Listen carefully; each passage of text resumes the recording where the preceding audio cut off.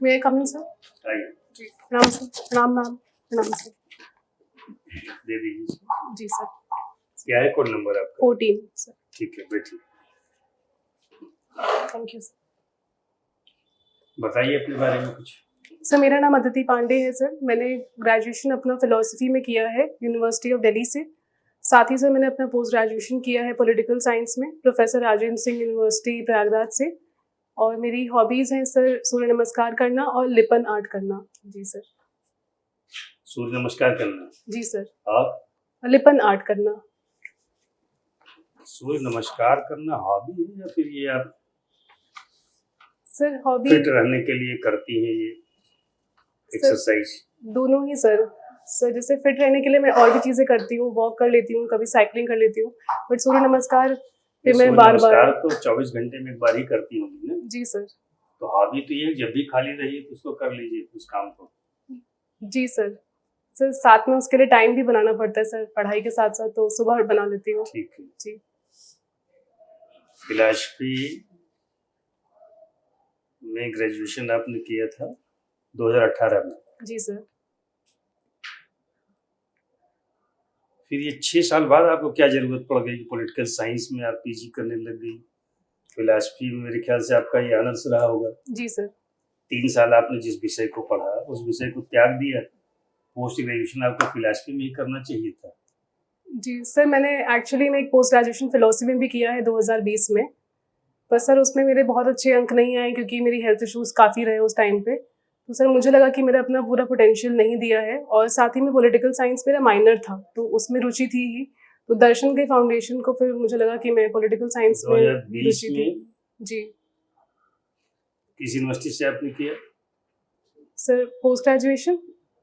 जी sir, professor philosophy Rajendra. में philosophy में sir philosophy university of Delhi से किया है, लेडी श्री राम कॉलेज से सर। पोस्ट ग्रेजुएशन आपने? सर वहीं से ही किया सर, यूनिवर्सिटी ऑफ दिल्ली से ही। वाह गुड। जी। तो आप सोचिए कि आपने इतने अच्छे कॉलेज से किया था पोस्ट ग्रेजुएशन, उसको आपने छिपा दिया और आप ये राजेंद्र सिंह रज्जू भैया विश्वविद्यालय से पॉलिटिकल साइंस में आपने किया। अच्छा, परसेंटेज का मामला था, आपने 85.73%। सर यहाँ भी सर अच्छी यूनिवर्सिटी है सर, काफ़ी मुझे सीखने मिला सर। बट उसके अतिरिक्त सर दर्शन सर मैंने किया, बट सर मुझे लगा कि मैं अपना पूरा पोटेंशियल वहाँ नहीं अचीव कर पाई सर, मैं और बेहतर कर सकती थी। नहीं तो आपका क्या कहने का मतलब है कि लेडी श्री राम कॉलेज जो है जी मैम। वो रज्जू भैया की तुलना में कम अच्छा है और रज्जू भैया ज्यादा अच्छा है LSR से? नहीं मैम, दोनों ही यूनिवर्सिटीज़ अपने आप में काफ़ी अच्छी हैं मैम। LSR में मैम मुझे ऑल इंडिया एक्सपोजर मिला है और काफ़ी कुछ सीखा मैंने मैम। पॉलिटिकल फिलोसफी मैम वो मेरी ही सर्कमस्टांसेस थी कि मैं अच्छा नहीं कर पाई अपने मास्टर्स में मैं मैम। ग्रेजुएशन में भी आपने वहीं से किया है? जी sir. Lady Shri Ram college? जी सर। तो बताइए फिर तो ये चलिए, आपने बोला दोनों यूनिवर्सिटी अच्छी है, जी सर। कोई बराबरी नहीं है। जहाँ से आपने ये पोस्ट ग्रेजुएशन किया प्रोफेसर राजेंद्र सिंह रज्जू भैया, जी सर। इलाहाबाद विश्वविद्यालय की बात करती तो जी सर। कुछ बात भी होती। चलिए खैर कोई बात नहीं। फिलॉसफी और दर्शन शास्त्र, जी सर। एक अंग्रेजी हो गया एक हिंदी हो गया। तो फिलॉसफी में क्या इसको लिखते हैं, फिलाश प्लस सोफिया या फिलो प्लस सोफिया? सर फिलो प्लस सोफिया सर। फिलो प्लस सोफिया। जी। और दर्शन शास्त्र में? सर दर्शन और शास्त्र सर। दर्शन और शास्त्र। जी। दर्शन किस शब्द से बना है? सर दर्शन दृश्य से बना है। फिलो और सोफिया का जो अर्थ है जी। वही दर्शन शास्त्र का भी अर्थ है? सर नहीं सर, दोनों में अंतर है सर। फिलोसफी एक वेस्टर्न शब्द है सर, जिसमें लव फॉर विजडम की बात की गई है, जिसमें वो नॉलेज और रियलिटी, मेटाफिजिक्स, इन चीज़ों को साइडोज में देख करके उसके ऊपर एक्सप्लोर करते हैं और इंक्वायरी करते हैं। ठीक है। दर्शन शास्त्र सर हमारे भारतीय दर्शन से आया है, जिसमें हम विजन देखते हैं सर अपने एक्सपीरियंस से और अपनी नॉलेज से, और क्योंकि एक वे ऑफ लाइफ है सर, इसलिए उसको दर्शन की उपाधि दी गई है सर। हमने सुन रखा है प्रशासन और दर्शन शास्त्र में बहुत अच्छा संबंध है। जी सर। और इसीलिए हम चाहते थे कि फिलॉसफी पोस्ट ग्रेजुएशन खैर आपने कर रखा है, जी स्कोर कम किया है, वो अलग जी। बात है। बता सकती हैं संबंध क्या है दर्शन शास्त्र और प्रशासन में? हमने तो सुन रखा है केवल। जी सर, प्रथम तो सर फिलॉसफी हमें एक फाउंडेशन देता है, और भारतीय दर्शन और वेस्टर्न दर्शन दो और बाकी अन्य दर्शन जो है सर, उनका फाउंडेशन हमारी क्रिटिकल थिंकिंग को शार्पन करता है सर, जो कि प्रशासन में काफ़ी काम आती है। सेकंड सर, एथिक्स की नॉलेज भी होती है और जिसको हम प्रैक्टिस भी कर सकते हैं। For example sir, Buddha ji का मिडल पाथ है, तो प्रशासन में वो बहुत ही महत्वपूर्ण है ताकि हम डाइवर्स इंटरेस्ट को केटर कर सकें और समझ सकें, उस तरह की लर्निंग भी सर।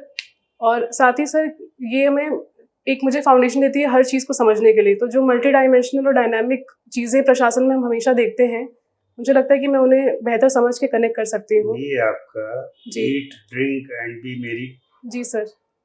चारवाक का दर्शन, जी ये प्रशासन में कैसे मदद करता है? हमने सुना है कि इसका रोल बहुत बड़ा है, प्रशासनिक अधिकारी खूब फॉलो करते हैं चारवाक के दर्शन को। सर, अगर वो पर्सनल लेवल पे फॉलो कर रहे हैं सर, तो वो उनकी अपनी चॉइस है एज इंडिविजुअल्स। बट सर, मुझे लगता है सर कि ये हमें एक हमारा जो आसपास कंज्यूमरिस्ट कल्चर है सर, उसको समझने में हेल्प करता है सर। और साथ ही में सर, ऑब्वियसली एक ऑप्टिमिस्टिक नज़रिए से भी हम इसको देख सकते हैं। हालांकि ये सिर्फ प्लेजर पे ही फोकस करता है, बट एक बैलेंस बना करके कि हम निराश ना हो और जो हमारे आसपास प्रेजेंट है हम उसको भी बेहतर एंजॉय कर सके सामाजिक लेवल पे सर। नहीं, हम यही तो समझना चाहते हैं कि चारवाक का दर्शन जी प्रशासन में किस तरह से उपयोगी है। सर, अल्टीमेटली सर प्रशासन का पर्पस भी यही हम है निगेटिव सेंस में नहीं कह रहे थे। जी सर। ये ड्रिंक एंड बी मेरी, जी आप बताइए ना क्या रेलेवेंस है चारवाक के दर्शन का प्रशासन में?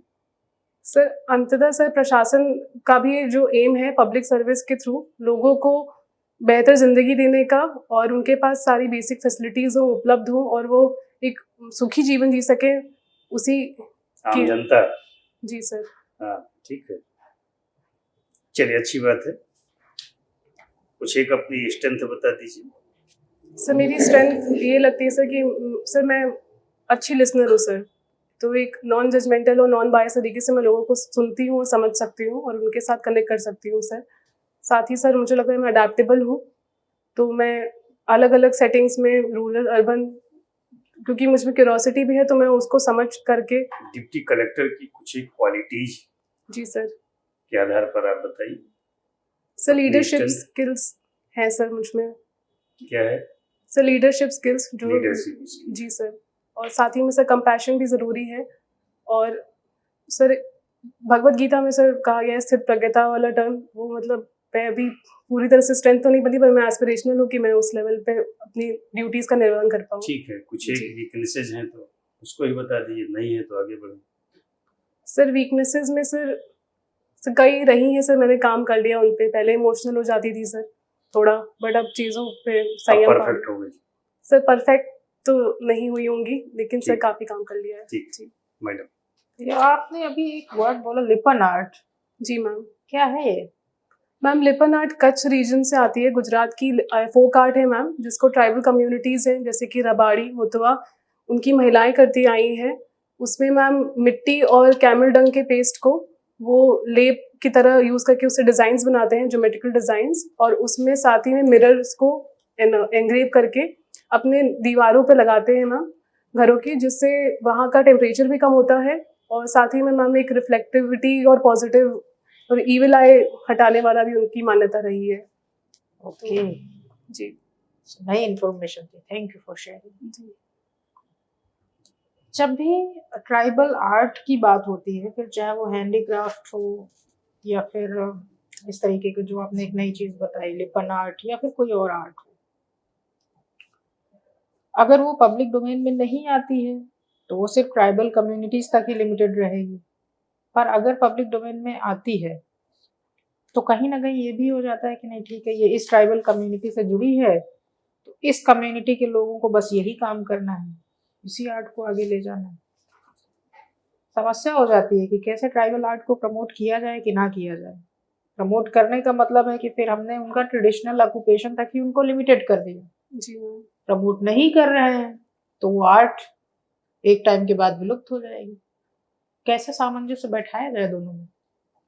मैम जैसा कि मैम मेरा खुद का एक्सपीरियंस रहा है कि ट्राइबल आर्ट कम्युनिटीज़ करते आई हैं, बट उसको और लोगों ने भी एक्सप्लोर किया है क्यूरोसिटी वश। तो एक एसडीएम होने के नाते भी और वैसे भी मैम हम उनको शोकेस कर सकते हैं, जैसे कि मैम जोग्राफिकल इंडिकेशन टैग्स की बात की गई है, जिसके थ्रू उनको एक्सपोजर मिलता है विश्व भर में। और मैम ट्राइबल्स को भी मैम उस तक लिमिटेड रखना नहीं चाहिए मैम, और महिलाएं हैं उससे लोगों में एक कोहेजन बढ़ता है। और ट्राइबल्स के पास भी और सारी चीज़ें हैं जो जैसे कि मैम फॉरेस्ट प्रोड्यूस है और अन्य चीज़ें के थ्रू उनको बढ़ावा देना चाहिए। ट्राइबल प्रोडक्ट्स अगर हम देखें बड़ी मार्केट्स में इनके प्रोडक्ट्स काफ़ी महंगे मिलते हैं। जैसे अगर उनके द्वारा हैंडीक्राफ्ट में अगर चले जाएं या फिर उनके द्वारा बुनी गई साड़ियाँ जो हैं काफ़ी महंगे रेट पे मिलती हैं। अगर मैं भी खरीदने जाऊँ काफ़ी महंगे रेट पे, पर फिर भी ट्राइबल्स जो हैं जो उनको बना रहे हैं, जो उस प्रोफेशन में इंगेज्ड हैं, उनकी आर्थिक स्थिति में सुधार क्यों नहीं होता? मैम जो प्रोडक्ट्स है मैम वो एक्सपेंसिव हैं, क्योंकि उनकी जो रॉ मटेरियल है और लेबर कॉस्ट है उसमें हार्डवर्क है वो काफ़ी ज़्यादा है, क्योंकि वो काफ़ी नीश प्रोडक्ट्स होते हैं, एक्सक्लूसिव होते हैं। नहीं, वो तो मैंने बता दिया जी। कि वो तो महंगा बिक रहा है, जी ठीक है, लेकिन जब महंगा बिक रहा है प्रोडक्ट तो जो उसको बनाने वाले लोग हैं वो भी अमीर होने चाहिए ना। मैम फिर उनकी आर्थिक स्थिति में सुधार क्यों नहीं हो रहा है? क्वेश्चन ये है। मैम क्योंकि ट्राइबल्स के पास वो नॉलेज और वो साधन नहीं है कि वो खुद जो है डायरेक्टली कंज्यूमर्स को अपना प्रोडक्ट बेच पाएँ, जिसकी वजह से मिडलमैन और जो बड़े शोरूम्स हैं, सेलर्स हैं, वो काफ़ी बड़ा प्रॉफिट मार्जिन ले जाते हैं मैम। ठीक है जी। सर। ये फिलॉसफी आपका मेन सब्जेक्ट क्या है? हम फिलॉसफी को साइंस की कैटेगरी में रखते हैं या आर्ट्स की कैटेगरी में रखते हैं, तो कैसे डिफाइन करते हैं? सर फिलोसफी से मेरी समझ से तो मदर ऑफ ऑल डिसिप्लिन है सर, जिससे आर्ट्स और साइंस दोनों ही का उद्गम हुआ है सर। जी। एथिक्स की बात आपने की, तो अब जब आपको जॉब मिल जाएगी उसमें आप वर्क करेंगी तो कई जगह पर एथिक्स और लॉ का बैलेंस नहीं हो पाएगा, तो आप किसको प्रेफरेंस देंगी? जो लॉ है उसको प्रेफरेंस देंगी या एथिक्स को प्रेफरेंस देंगी? सर मैं मुख्य तौर पे पहले लॉ को प्रेफरेंस दूंगी सर, लेकिन इसका मतलब ये नहीं कि मैं एथिक्स को एकदम ही दरकिनार कर दूं। उस कोई चीज़ अगर अनएथिकल हो रही है सर तो उसको रोकने के लिए और कोई या तो हम लॉ में चेंज करें सर, या फिर उसके अलावा कोई प्रयास करा जा सकता है कि वो चीज़ ठीक हो जाए सर, क्योंकि मीन्स भी उतने ही ज़रूरी हैं प्रशासन में जितने की एंड्स हैं, तो लॉ की आवश्यकता वहाँ ज़रूर रहेगी। क्या कोई चीज हो सकती है अनएथिकल हो लेकिन लॉफुल हो? जी सर। जैसे सर सर मैं थोड़ा सोच सकती हूँ सर। जी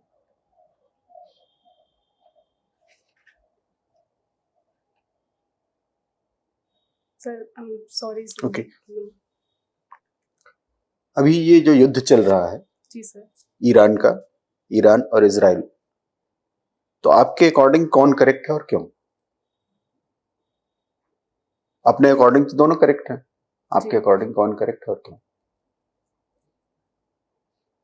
सर मेरे हिसाब से सर वॉर में सर दोनों ही पार्टीज करेक्ट नहीं होती हैं सर, क्योंकि जो परपेट्रेटर है जिन्होंने वॉर इनिशिएट किया, अगर उनके वैलिड रीजंस नहीं है तो वो ज़रूर रॉन्ग है। बट साथ ही में सर जो दूसरी पार्टी इन्वॉल्व है सर, उनके पास है कि वो उसको एस्केलेट ना होने दें और जितना हो सकता है अपना बचाव भी करें, लेकिन डिप्लोमेटिक चैनल्स को एक्सप्लोर करके भी जल्द से जल्द की समझौते पे आए, ताकि दोनों ही साइड लाइफ और प्रॉपर्टी का डिस्ट्रक्शन ना हो सर। इंडिया पर क्या इम्पैक्ट है? सर इंडिया पे सर्वप्रथम इम्पैक्ट ये है कि सर जो हमारे वहाँ सिटीजन्स हैं वो सेफ रहें, और साथ ही में सर जो क्योंकि ग्लोबलाइज वर्ल्ड है सर, तो सप्लाई चेन रिस्क काफ़ी है, हमारे यहाँ ऑयल क्राइसिस की संभावना है, उसके अलावा सर फर्टिलाइज़र या अन्य प्रोडक्ट्स की भी प्रॉब्लम्स हैं, और साथ ही में सर इंडिया की पोजीशन काफ़ी यूनिक है इस वॉर में, क्योंकि हमारी स्ट्रेटेजिक ऑटोनॉमी के साथ साथ क्योंकि हम एक मध्यस्थ न्यूट्रल देश है सर, तो हम एक माध्यम बन सकते हैं दोनों में डायलॉग और डिप्लोमेसी का, बट अभी पहले हमें हमारे इंटरेस्ट भी उतने ही ज़रूरी हैं। बन क्यों नहीं रहे हैं?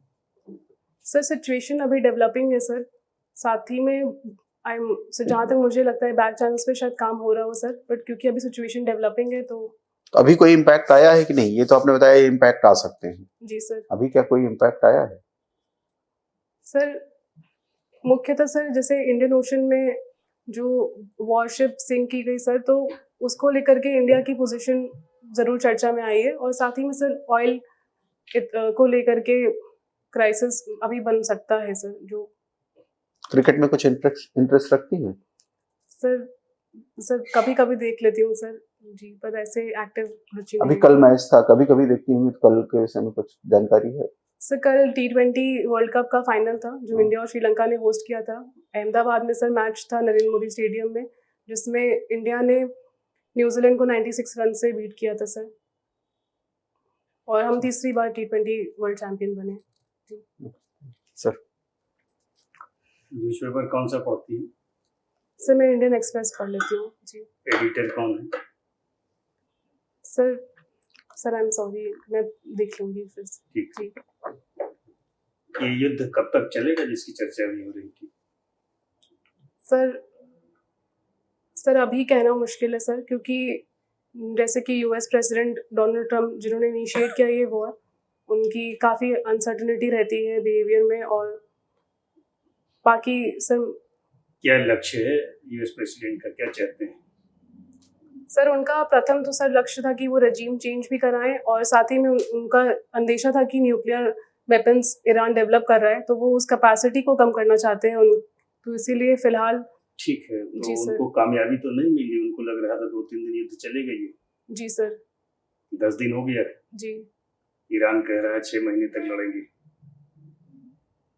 सर ये वॉर से तभी रुकेगी सर जब पार्टीज आपस में बात करेंगी, डिप्लोमेटिक चैनल्स के थ्रू किसी समझौते पे आएंगी, क्योंकि दोनों ही अभी रुकने को तैयार नहीं हो रहे अली हैं। खामनेई तो पहले दिन ही मरे गए। जी सर।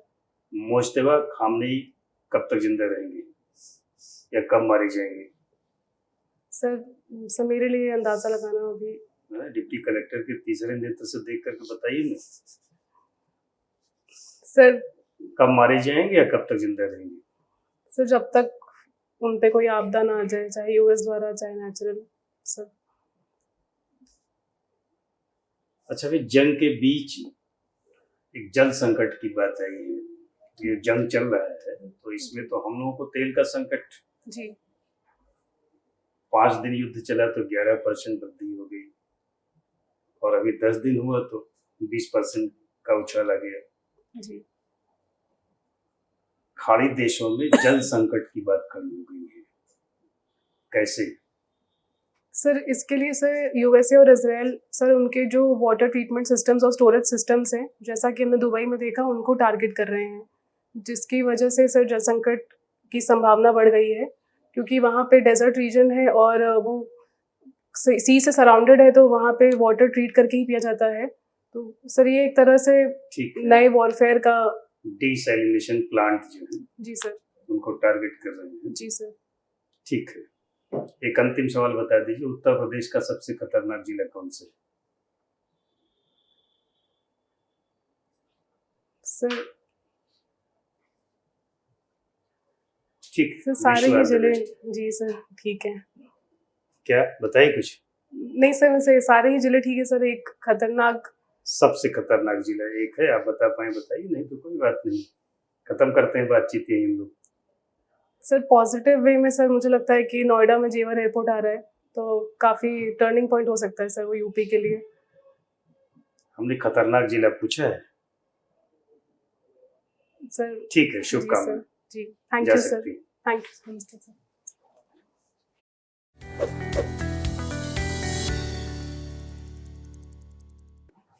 बैठिए। Thank you sir. कैसा रहा इंटरव्यू आपका? सर अच्छा अनुभव रहा सर, काफ़ी सारे डाइवर्स क्वेश्चंस आपने पूछे, मुझे सोचने पे मजबूर किया, तो मुझे काफ़ी अच्छा लगा। कब है इंटरव्यू आपका? सर मेरा 13th को है, फ्राइडे को। हाँ, इंटरव्यू आपका अच्छा हुआ, हम सब लोगों ने किया है। जी सर। कैंडिडेचर आपका अच्छा है, 70 प्लस 70 बहुत अच्छा नंबर इंटरव्यू का। जी सर। 65-70 बट 75 तक ये कमीशन देता है, बहुत इम्प्रेस हो जाए तो। जी तो 70 हम लोग मान के चल रहे हैं, बहुत इम्प्रेस हो जाए तो ठीक है 75 दे दे। तो मेंटेन रखिए इसको, न्यूज़पेपर पढ़िए जी सर। टू द पॉइंट, मतलब आपका 17th को है, 17th तक तो पढ़िए, 17th का ही मॉर्निंग में देख करके जाइए न्यूज़पेपर। ठीक है। इंट्रो में नाम नहीं बताना है, जरूर नहीं पूछे ही वहां पर। जी सर। अगर पूछ लेते हैं तो आपके साक्षात्कार ज्ञापन में लिखा है जी सर। हालांकि उसमें तो केवल 2 चीजें हैं, जाति और वर्ग नहीं बताना है, लेकिन नाम से बोध हो जाता है। नाम, जाति, धर्म, क्षेत्र ये कुछ नहीं बताना है। एक ये गलती आपने किया है कि इंट्रो में नाम बताया नहीं बताना है। और ये जो अभिवादन आप करती हैं, तो lady Shri Ram college of commerce में आपने पढ़ा, कॉमर्स है या केवल lady Shri Ram lady Shri Ram college for women. हाँ, जी वीमेन। ये प्रणाम क्यों? सर वहाँ जरूर पढ़ा है सर, पर मैं हूँ प्रदेश यूपी उत्तर प्रदेश की सर। तो हाँ, तो जी। प्रणाम क्यों? प्रणाम तो बड़ों को करते हैं, रिश्तेदारी में चलता है। प्रोफेशनल स्पेस पे जरूरी है। उसमें अगर आप इंडियन कल्चर में तो फिर नमस्ते कीजिए ना। जी सर। नमस्कार तो दोस्तों में चलता है, जी नमस्ते सर। कीजिए। सर मैंने हाथ कई जोड़ करके आप प्रणाम करती है तो हाथ जोड़ करके नमस्ते बोलिए, जी ज्यादा सर। अच्छा मानेगा। जी सर। प्रणाम तो गुरुजनों को किया जाता है, रिलेटिव को किया जाता है। वहाँ गुरु जी बैठे हो तब भी नहीं शो करना है कि हाँ, जी कि सर। जान रहे हो, पहचान रहे हो। नमस्ते कीजिए, जी सर। तो इंडियन कल्चर में ज्यादा अच्छा होगा। और एक बार में बोर्ड को नमस्ते करिए ना। नमस्ते सर। सर। कोई लेडी बैठी है तो अलग से आप उनको दोबारा कर लीजिए। कुछ लोग बताने वाले मिलेंगे कि सबको करिए अलग अलग, ये थोड़ा रोबोटिक लगता है, मत कीजिए उसको। जी सर। बोर्ड को एक बार में कीजिए। जी सर। और जब इंटरव्यू आपका समाप्त हो तो एक बार में बोर्ड को थैंक यू बोलिए जी सर। और जीत का भाव लेकर के जाइए। आपको मिलेगा जो आपका जो पर्सनालिटी ट्रेड्स के लेवल पर हम लोग देखें। सवालों का जवाब ही आपने ठीक दिया, पर्सनालिटी ट्रेड्स के लेवल पर ठीक है, आपका कॉन्फिडेंस लेवल अच्छा है, जी सर। अप्रोच और एटीट्यूड दोनों आपका पॉजिटिव है, मेंटल अलर्टनेस के लेवल पर भी बिल्कुल फिट है आप। मेरे ख्याल से कंसिस्टेंसी वगैरह भी ठीक है, तो अच्छा अंक मिलेगा आपको। जी सर। ठीक है, शुभकामना कि डिप्टी कलेक्टर बनिए। जी सर, थैंक यू सर, आपका आशीर्वाद। जी सर। ठीक है, हम शुभकामना। बैठे ठीक से हैं, बाकी सब चीजें एकदम बढ़िया, सिटिंग, एकदम ये बढ़िया। जो भी हम लोग नोटिस में लेते हैं, जी सिटिंग सर। पोस्चर बिल्कुल ठीक है, कुछ उसमें सुधार सर। करने की जरूरत है। एलएसआर में कौन सा बैच था, किस ईयर का था? मैम 2018 पास आउट हूँ मैं। ग्रेजुएशन? जी मैम। ओके, कौन कौन था फिलोसफी में वहाँ उस समय? मैम डॉक्टर लिपि Saxena okay. And ma'am Sheenu ma'am थी और जितेंद्र राम सर हैं। अच्छा, पॉलिटिकल साइंस में पामेला बत्रा मैम का रिटायरमेंट हो चुका था 2018 में की थी? मैम मुझे लगता है उसी दौरान हुआ है। आई थिंक उसी ईयर में हुआ, शायद जी। 17 और 18 में। जी मैम। ओके ओके, ठीक है, डू वेल। एलएसआर का टैग है और यहाँ के कैंडिडेट्स जो हैं उनके में एक एज है आपके पास। मैम एक्सपेक्टेशन भी बढ़ जाती है हाँ, टैग वो होने के साथ एक्सपेक्टेशंस साथ बढ़ती है because LSR is one of the leading नहीं कॉलेजेस। तो यहाँ भी इंटरव्यू जी, आपका उसी ठीक तरह है। से हुआ है, वो जी आप सर, एक्सपेक्टेशन करिए। बढ़ जाती है, नेचुरली बढ़ जाती जी है। सर। हाँ, बिल्कुल बढ़ जाती हाँ, है। तो उस पर आप फिट बैठी हैं, जी सर। वहाँ जो फिट बैठी हैं। जी sir. Do well. Thank you. ठीक है, शुभकामना।